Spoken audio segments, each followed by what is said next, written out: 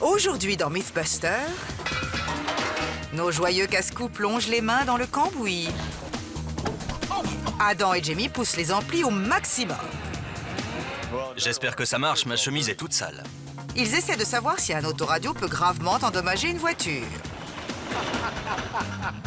On dirait que ça a marché. Grant, Carrie et Tori se lancent sur des routes cabossées Plus vite! pour savoir si la conduite est plus agréable en allant vite. Prépare-toi pour ton passage à 70 km/h. Il n'y a aucun secours dans les parages. Qui sont les Mythbusters? Adam Savage et Jamie Hyneman. Ça va te tuer. À eux deux, ils ont plus de 30 ans d'expérience dans le domaine des effets spéciaux. C'est pile ce que je voulais. Avec eux, Tori Belleci, Je suis très impatient.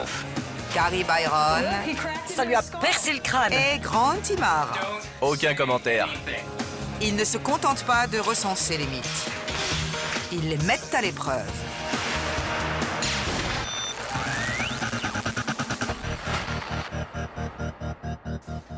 Je n'ai aucune raison valable de porter cette cotte de maille.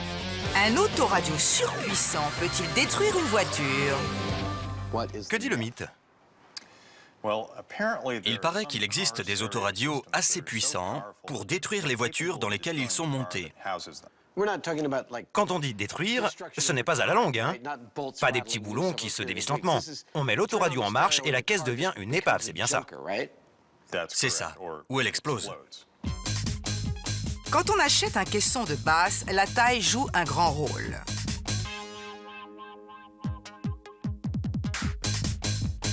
Certaines personnes aiment s'affirmer en mettant leur sono à fond. Nous allons voir s'il existe un appareil produisant tellement d'énergie quand on le pousse au maximum que... la voiture explose.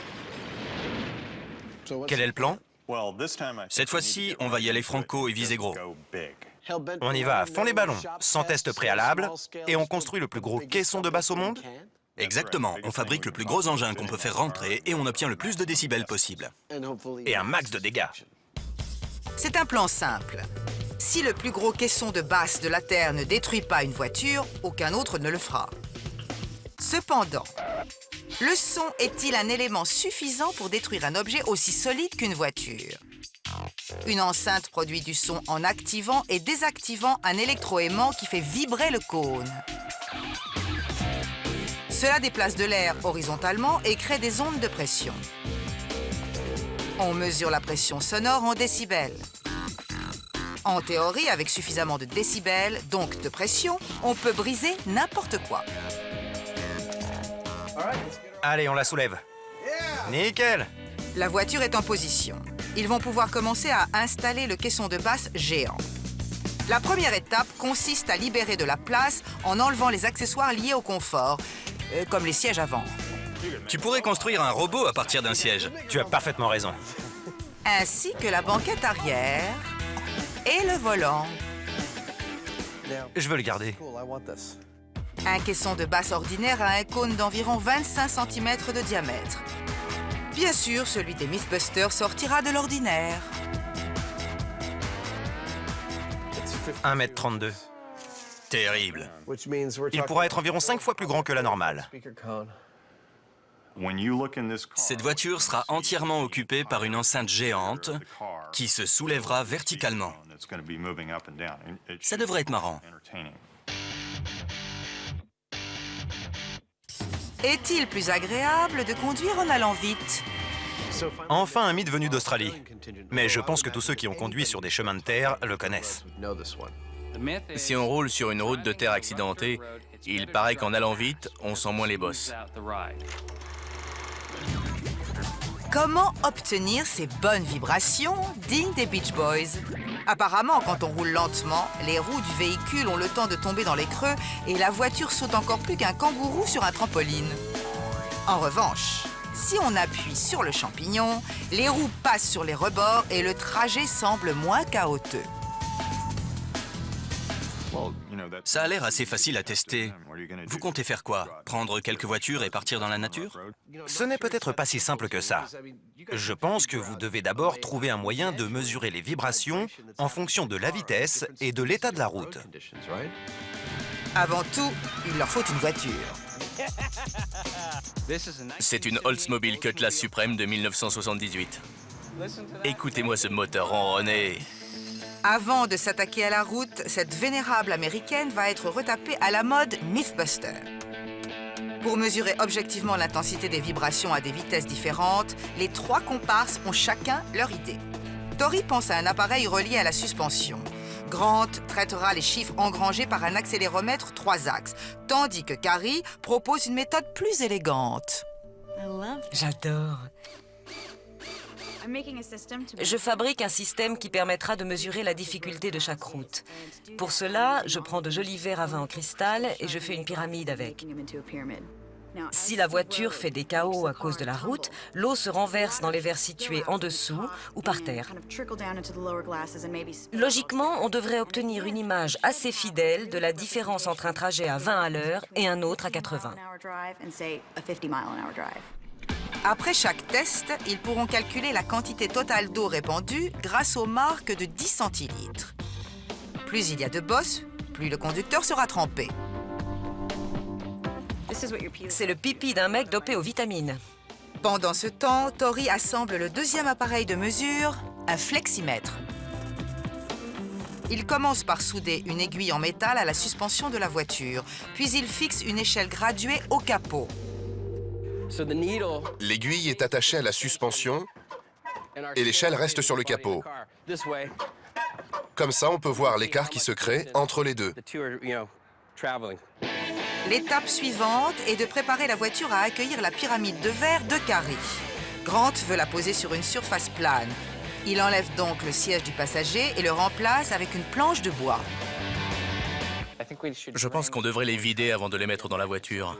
Sinon, ça va être acrobatique. Laissons-les vider leur verre.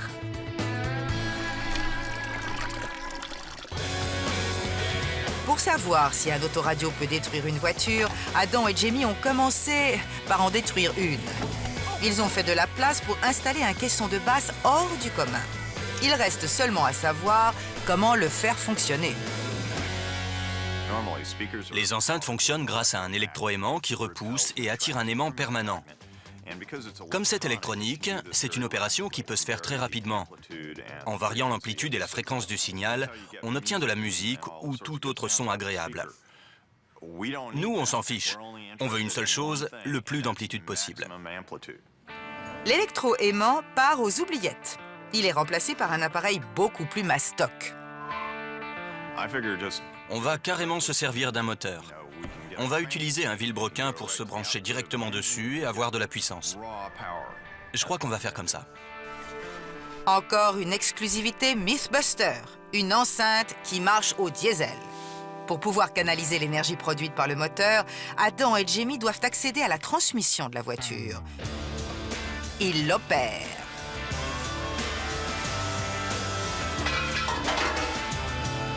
Ça tombe bien.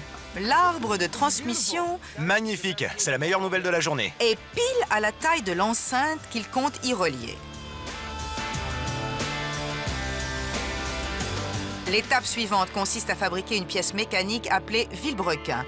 Elle jouera un rôle crucial pour alimenter le caisson de basse des Mythbusters. Le vilebrequin va soulever et baisser le cône grâce à une tige de culbuteur. On a assemblé tous les éléments et on va les souder entre eux. Après, le vilebrequin fonctionnera comme dans un moteur normal. Le vilebrequin sera connecté à la transmission. Quand la voiture sera en première, le moteur fera tourner le vilebrequin qui agira sur le cône grâce à une tige de culbuteur. Il faut encore incorporer tout ce mécanisme à la voiture. C'est lourd. Cette grosse barre d'acier va maintenir solidement notre appareillage. C'est la façon la plus simple de faire tenir le tout.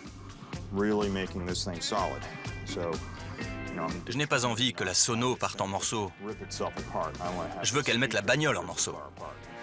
On reconnaît bien là la logique Mythbuster. De la casse, mais là où il faut. Le vilebrequin est maintenant en place. Alors, On met en marche? allons-y. C'est le moment de voir si ça fonctionne.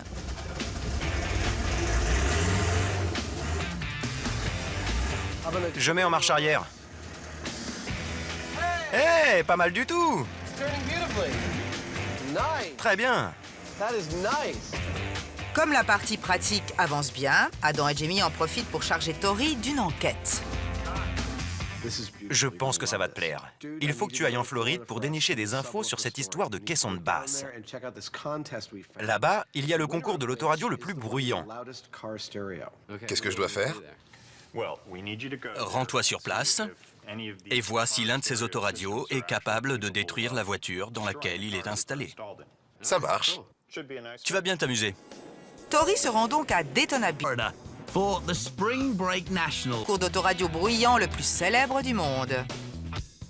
Et je passe à la télé. C'est une mission difficile, C'est mieux que mon appart. mais Tori a le sens du devoir. Cette manifestation ne donne pas seulement une bonne occasion à ces fondus de l'autoradio de déballer leurs engins, mais c'est aussi un concours visant à récompenser l'autoradio le plus bruyant. Ces véhicules ont été bricolés avec un seul but, faire le plus de raffus possible.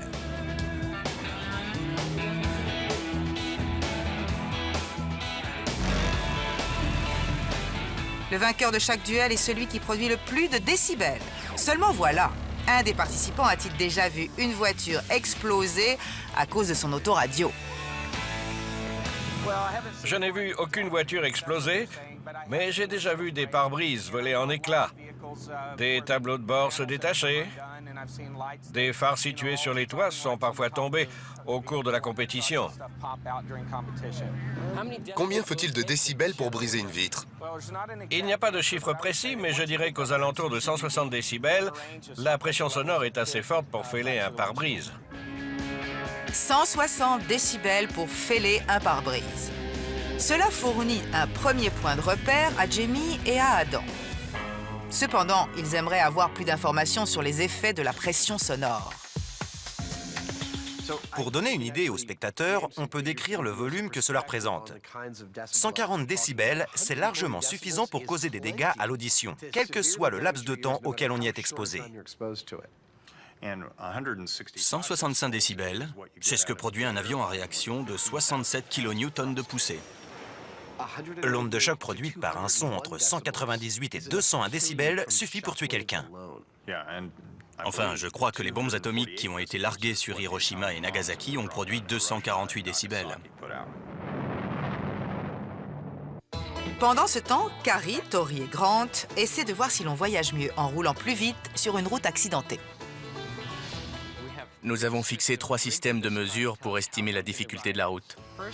Le premier est le fleximètre, connecté directement aux essieux.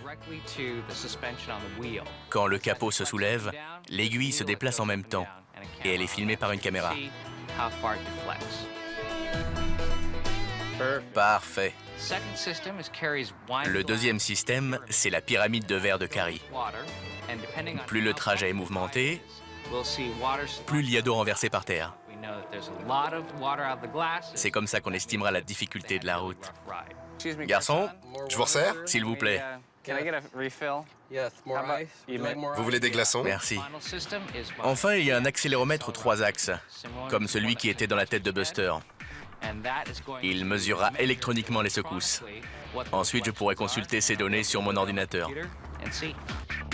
Cette équipée sauvage va fournir encore plus d'informations qu'un vol spatial.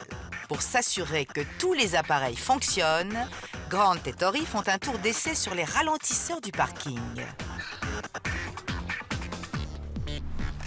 Prudent, Grant vérifie qu'il a bien son casque intégral, sa ceinture de sécurité 5 points et sa combinaison étanche.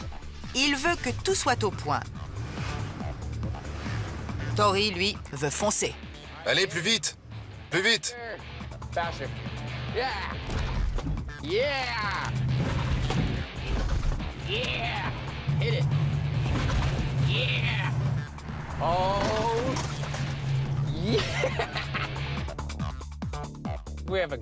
Nos théories sont validées.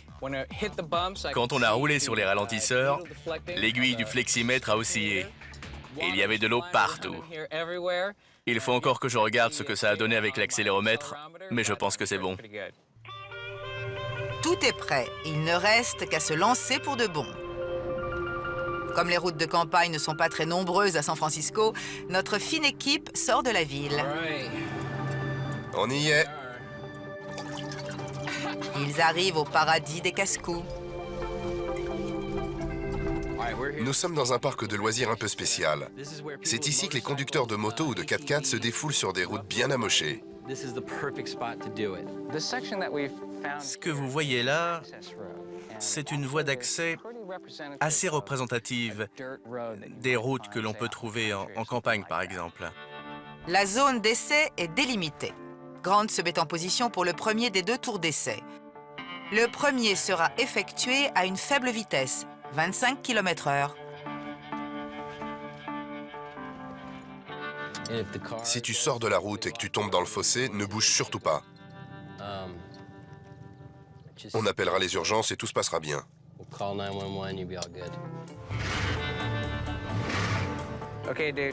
Je suis prêt pour le premier essai, à 25 km/h. Grant se met lentement en position pendant que Tori lui énonce la suite des consignes de sécurité. En cas d'urgence, si jamais tu te plantes et que la voiture prend feu, sors le plus vite possible. Avant le départ, Grant remplit les verres. En principe, il va pouvoir calculer la qualité de cette route de 3 façons différentes.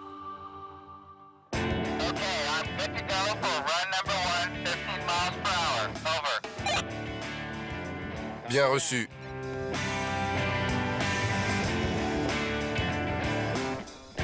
Grant accélère jusqu'à la vitesse voulue. La caméra située sur le capot montre clairement les variations sur l'échelle graduée. L'écart maximal est de 7 cm et demi. À 25 km/h, ce n'était pas Mad Max. Je pense que j'allais plutôt à 30. Elle était un peu en roue libre. Je vois que tu as mouillé ton pantalon. C'est de l'eau? Viens vérifier. Pendant que Tori mesure la quantité d'eau répandue, Grant change de pantalon et rassemble les données de l'accéléromètre. On verra les résultats un peu plus tard.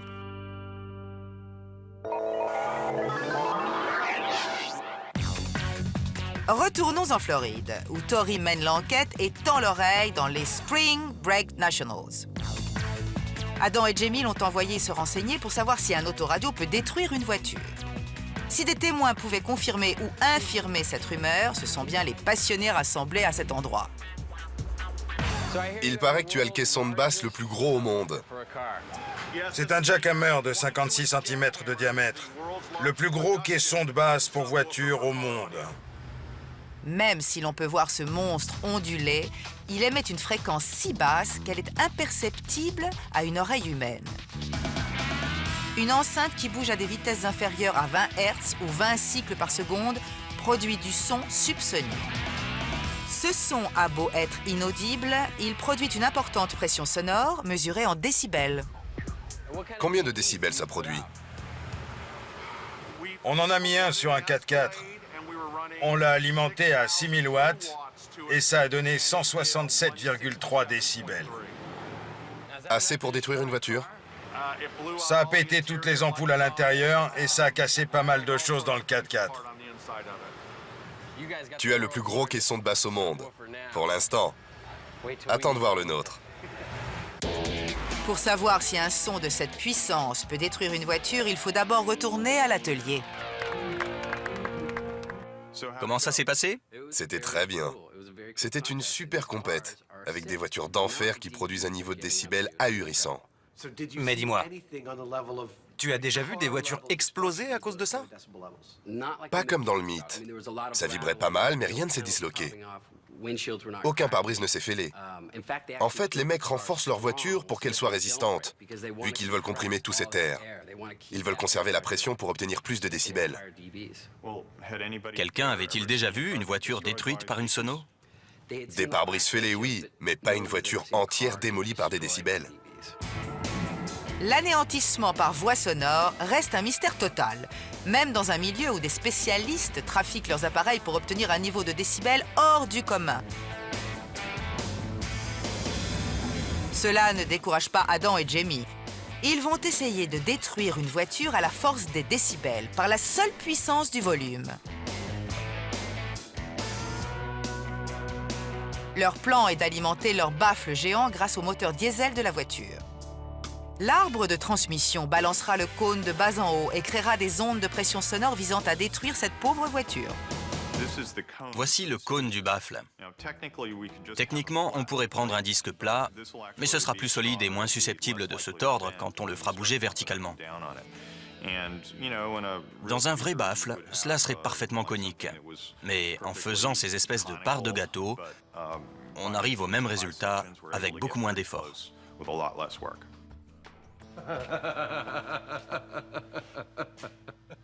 Et voilà, c'est parfait. Ils vont se servir d'une chambre à air pour fixer le baffle. Ce diaphragme flexible permettra au cône de vibrer tout en restant hermétiquement scellé sur ce qui le soutient. Une fois qu'il est collé au cône en aluminium, Adam et Jamie composent le nouveau thème musical de l'émission.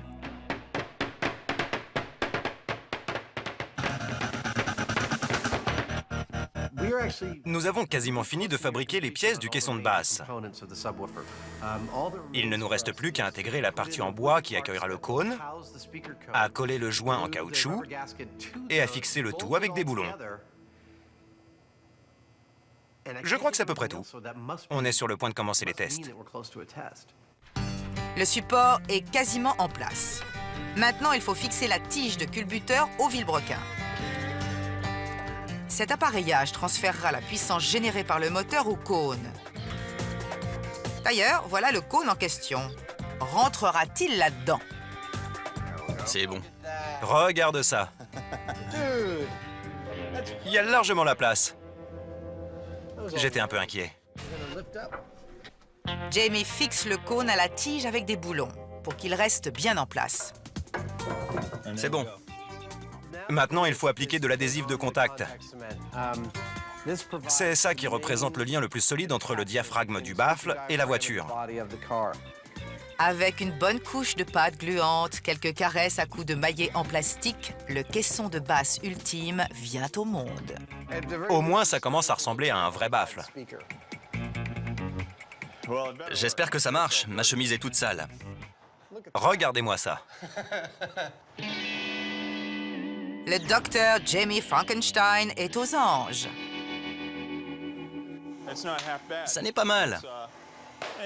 C'est un petit peu décalé, mais je pense que ça se stabilisera quand on allumera le moteur. Ça ira mieux. Le moteur diesel mettra une pression énorme sur le baffle et sur le joint hermétique.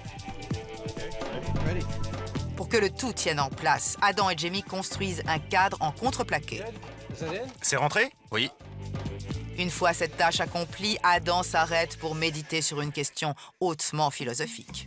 Si le caisson de base d'un homme est directement proportionnel à la grandeur de sa capacité à attirer les femmes, ce caisson-ci indique que nous apportons beaucoup trop d'importance à la taille. Grant et Tori rassemblent des données pour élucider le mystère des routes cabossées.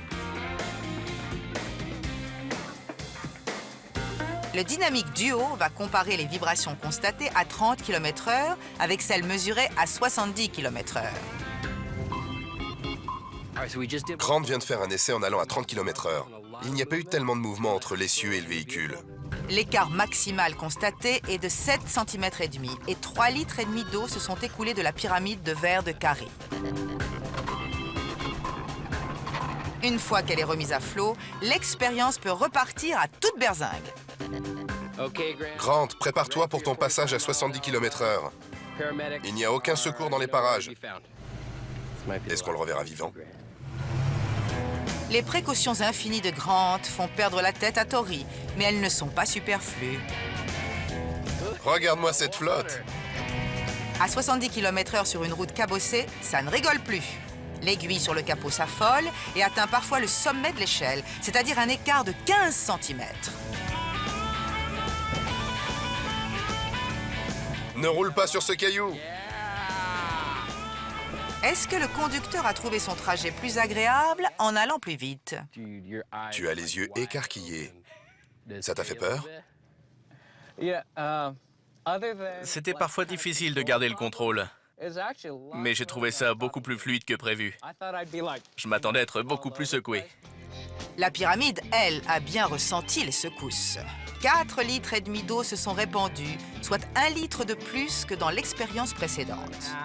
Grant dit qu'il a trouvé son trajet moins chaotique, mais les données objectives le contredisent. Tori a sa petite idée là-dessus. On peut comparer ça à un cheval. C'est la différence qu'il y a entre le trot et le galop. Moins on va vite, plus on a conscience des chocs occasionnés par les cailloux ou les bosses. Tori s'emballe peut-être un peu, mais il est prêt à monter en selle pour prouver ce qu'il avance. Je te confie la voiture. Sois prudent sur la route, rentre avant 11 h du soir et fais le plein avant de revenir. Oui, maman. La prudence est loin d'être le fort de Tori. Après avoir vu Grant faire du 70, ça m'a donné envie de pousser jusqu'à 110. La zone est évacuée et l'équipe se réfugie à une distance raisonnable. Puis Tori écrase le champignon. Nous déconseillons ces images au conducteur bien élevé, au cardiaque et à l'assureur de Tori.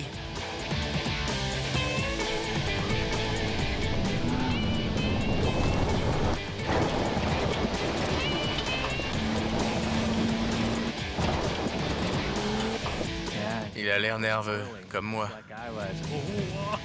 Incroyable mais vrai, il revient en un seul morceau. À quelle vitesse allait-il exactement? Je crois que... En fait, c'était autour de... Calme-toi, calme-toi.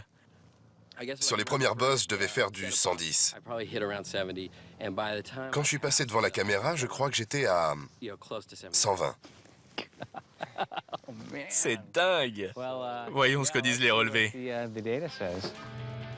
Pour cela, il faut retourner à l'atelier où Adam et Jamie mettent leurs cerveaux phénoménaux à disposition de Grant pour dépouiller les chiffres. Ceux fournis par la pyramide de verre et le fleximètre démontrent que plus la voiture allait vite, plus elle a fait un trajet mouvementé. C'est mauvais signe pour ce mythe. Il reste les données de mon accéléromètre. Pourtant, sur ce graphique comparatif, le relevé de l'accéléromètre affirme le contraire. La ligne noire, représentant la vitesse la plus basse, signale plus de pics de force gravitationnelle, c'est-à-dire un trajet plus chaotique. Dans les 3/4 du test à 110 km/h, cela semble moins chaotique, mais les pics sont plus élevés, comme à 70 km/h. Les données se contredisent. Plus on va vite, plus il y a d'eau répandue et plus il y a d'écart sur le fleximètre. Mais selon l'accéléromètre, quand la route est plus uniforme, il y a moins de heurts quand on va plus vite. On constate les plus grands écarts sur les gros nids de poules. Je pense que c'est assez évident. Si on roule sur un gros trou en allant très vite, ça endommagera davantage la voiture que si on roule doucement. Tu veux dire que le mythe est plausible? Moi, je pense qu'il faut faire le test ultime, sur une route type tôle ondulée. C'est le genre de route que les gens ont à l'esprit. C'est sur celle-là qu'on pense qu'il vaut mieux aller vite pour atténuer les bosses. Faites un essai là-dessus, vous verrez bien. Notre équipe retourne donc à sa planche à dessin. Pour avoir la conscience tranquille, il faut qu'il reproduise le modèle de route auquel cette histoire est liée, la tôle ondulée. On tourne très souvent sur ces routes de terre dans les grands espaces australiens. Pendant que Grant réfléchit à cette dernière expérience, Adam et Jamie touchent enfin au but. Ça, c'est l'autoradio fourni à la base. Et ça, c'est notre petite installation, un peu plus classieuse et démesurée. Il se penche sur le mythe selon lequel, avec un autoradio, on peut faire ceci. Leur baffle alimenté au diesel est prête à balancer la sauce. Il faut choisir le morceau qu'on va mettre. DJ Jamie a peut-être envie d'étraîner sa collection de CD de hip-hop. Mais le son que ce baffle produira ne sera pas audible pour un humain. Ce baffle ne produira pas de son, mais il en fera quand même. Je vais vous expliquer. Nous créons des ondes de pression grâce au moteur de la voiture, qui fait effectuer un mouvement vertical à cet appareil entre 15 et 20 fois par seconde. Ça, c'est du son, puisque le son, c'est une série d'ondes de pression sonore. Ce sera sans doute trop bas pour qu'on entende quoi que ce soit. En effet, les humains ne peuvent pas percevoir les sons subsoniques, c'est-à-dire en dessous de 20 ou 25 Hz, ou vibrations par seconde. À l'opposé, cela produira beaucoup de décibels, puisque les décibels mesurent la pression. Puisque c'est un peu serré à l'avant et que personne ne veut être dedans quand le caisson sera mis en marche, Adam construit une télécommande perfectionnée pour activer l'accélérateur et le levier de vitesse. Il fait quelques nœuds avec un bout de ficelle.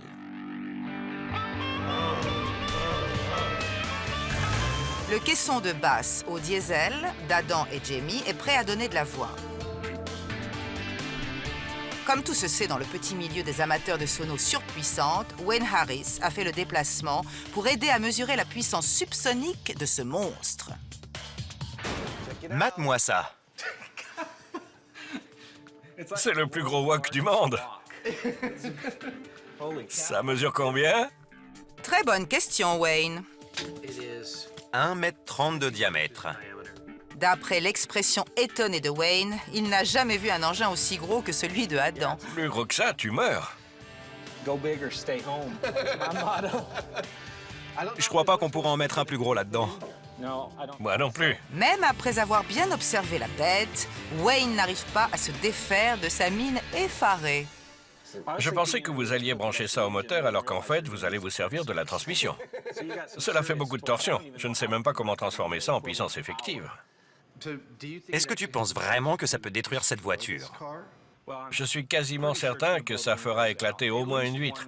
Mais dès qu'il y aura une ouverture, la pression sera libérée et toute l'énergie sera perdue. Le mystère du caisson de basse destructeur va bientôt être élucidé. Adam établit un périmètre de sécurité. Le redoutable caisson va entrer en action. C'est parti! Wayne prépare ses instruments de mesure. L'installation est assez simple. Il aura une mesure de pression sonore précise sur son ordinateur, depuis une distance raisonnable. La caméra est prête? Oui, oui. C'est bientôt l'heure de mettre cette chose en marche. Et peut-être de faire exploser cette voiture. Mais d'abord, j'aimerais faire un petit test pour voir si ça fonctionne. On va ouvrir toutes les portières pour enlever toute la pression, mettre le moteur en marche et appuyer un tout petit peu sur l'accélérateur. Avant le premier vrai test, il s'agit simplement de vérifier le bon fonctionnement de cette enceinte géante. Le test sera concluant, si le matos ne nous lâche pas. J'ai peur que le caisson de basse ne tienne pas le coup. La liaison entre le moteur et le cône va subir une pression énorme. Si le cône ne tient pas en place, tout risque de fiche le camp. Prêt, Wayne? Prêt? J'y vais. Stop! On dirait que ça a marché. Tout a marché à merveille. Adam a appuyé sur l'accélérateur, l'arbre de transmission a fait tourner le vilebrequin qui a actionné la tige de culbuteur, laquelle a fait bouger le cône. Génial. Je suis optimiste, mais prudent. C'est pile ce qu'on voulait. On voulait que ça fonctionne comme ça, sans aller de travers. L'appareil est en état de marche, c'est déjà ça. Maintenant, on va fermer les portières et faire la même chose avec de la pression.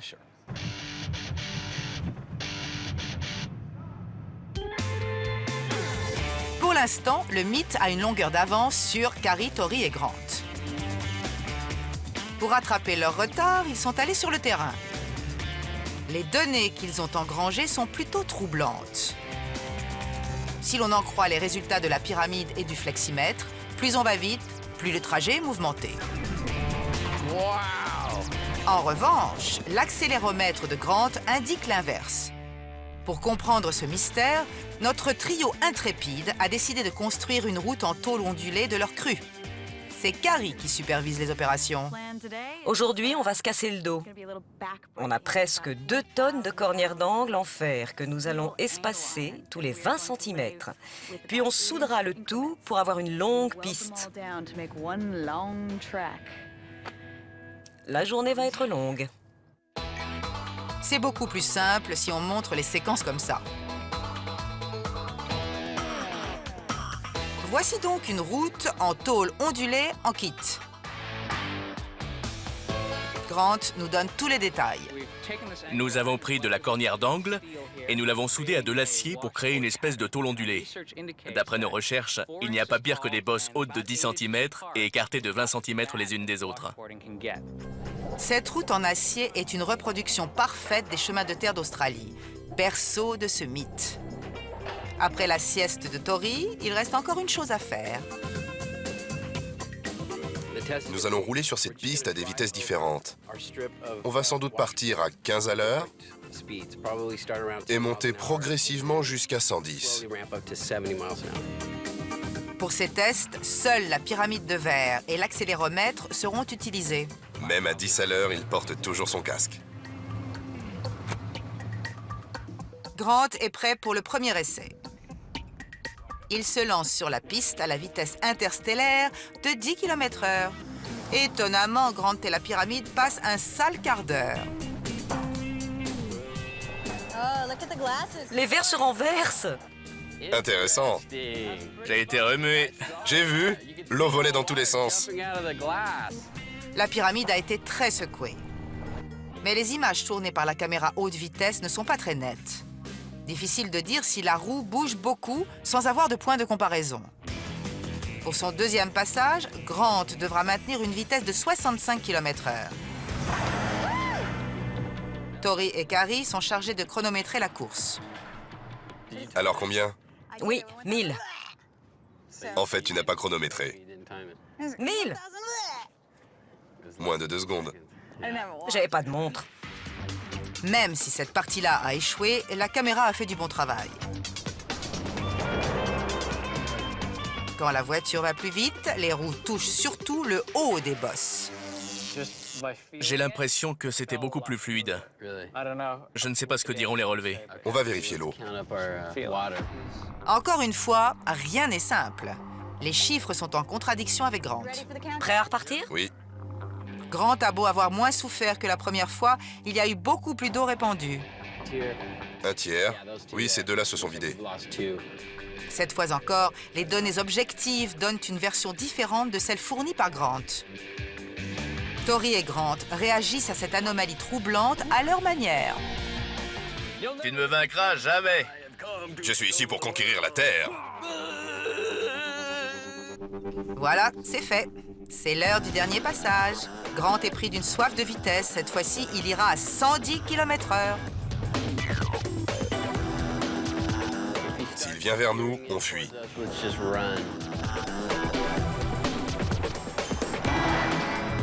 Grant file sur la piste avec son bolide.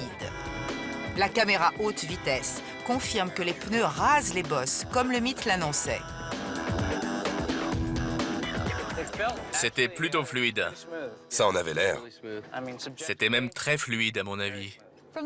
D'après les verres, c'était très bien. Il y a eu beaucoup moins d'eau répandue. Cette fois-ci, les résultats de la pyramide vont dans le sens de ce qu'a ressenti Grant et de ce que la caméra a filmé. Un quart. C'est tout? C'est tout. Ça sent la confirmation du mythe. Tori fait ça en faisant quelques dérapages. Nous avons fait des tests sur notre tôle ondulée et nous pouvons affirmer qu'en allant plus vite sur une route accidentée, on est moins secoué. Malgré cela, si tu te prends un nid de poule à 110 à l'heure, tu risques de péter tes essieux à cause de l'impact. Quel est votre verdict? Je dis que le mythe est confirmé. Confirmé. Confirmé, d'accord. Sur les routes accidentées, il vaut mieux foncer. Mythe confirmé. Adam et Jamie ont réussi à faire fonctionner la première enceinte au diesel du monde. Maintenant, il reste à savoir comment optimiser les performances de cet appareil pour l'expérience principale. Est-ce qu'on monte jusqu'à une vitesse donnée, puis on attend que ça pète, ou bien... On fait ça. Je veux faire décoller cette caisse. La tactique de Adam est bien dans la tradition de l'émission. Allons-y. De la pure démesure. Adam démarre le moteur et Wayne s'installe à son poste pour recueillir les données. Pour qu'on déclare ce mythe confirmé, il faut que la voiture soit détruite par la sono, c'est-à-dire notre enceinte géante. S'il se passe autre chose, c'est du bidon.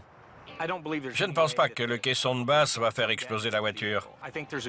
Il y a des chances que le pare-brise ou les vitres pètent. Mais à mon avis, aucune pour que le véhicule explose. C'est bien connu. Comme Adam et Jamie ont un regard scientifique et détaché, ils restent toujours de marbre face aux résultats. Mais dans ce cas précis, le bruit d'une voiture qui explose... On connaît 3 mélodies. Première vitesse, deuxième et troisième. leur fera chaud au cœur. C'est parti. 3, 2, 1...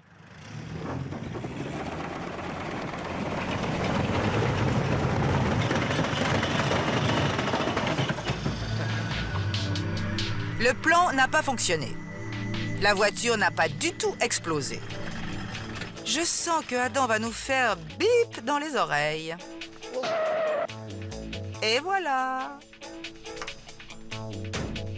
Le verre n'est même pas fendu. Comment expliquer ça? L'enceinte a pourtant fonctionné, produisant une importante pression sonore. Quand c'était activé, ça m'a fait penser à un appareil médical. Ça faisait un peu... Je veux dire, ça bougeait d'une façon totalement basique. Mais dans le fond, j'étais content que ça se passe exactement comme on avait prédit. Regardez, le toit ouvrant a complètement sauté. Oh non! C'est sûrement pour ça que les vitres n'ont pas éclaté. Une fois qu'il y a une ouverture, même petite, toute la pression est évacuée. S'il n'y a pas eu d'explosion ou de bris de verre, c'est parce que la pression dans une voiture cherche à s'échapper par la moindre petite ouverture existante. Là, le toit ouvrant a sauté, ce qui est déjà très impressionnant. À partir de là, tout était fini, puisque l'air pouvait sortir de la voiture sans aucun problème. La pression sonore s'est fait la belle en sortant par le toit ouvrant et en épargnant les vitres et le reste de la voiture. Combien de décibels le super caisson de basse a-t-il produit avant que le toit ne craque? On a atteint 161,3. Ce qui est remarquable, c'est que la fréquence était de 16 Hz. C'est incroyable de produire une pression sonore aussi élevée à une fréquence aussi basse. Cela demande une quantité d'énergie phénoménale. Si on obtient 160 décibels à 16 Hz, est-ce que ça veut dire qu'on obtiendra toujours ce résultat à n'importe quelle fréquence? Non, parce que ça dépend de la fréquence de résonance du véhicule. Il y a beaucoup de paramètres qui entrent en jeu. Mais franchement, je n'ai jamais vu une voiture aussi maltraitée de la sorte. On s'est bien débrouillé. Wayne n'avait jamais vu un truc comme ça. Je ne pense pas qu'il existe une enceinte aussi grosse et aussi puissante que ça dans une voiture.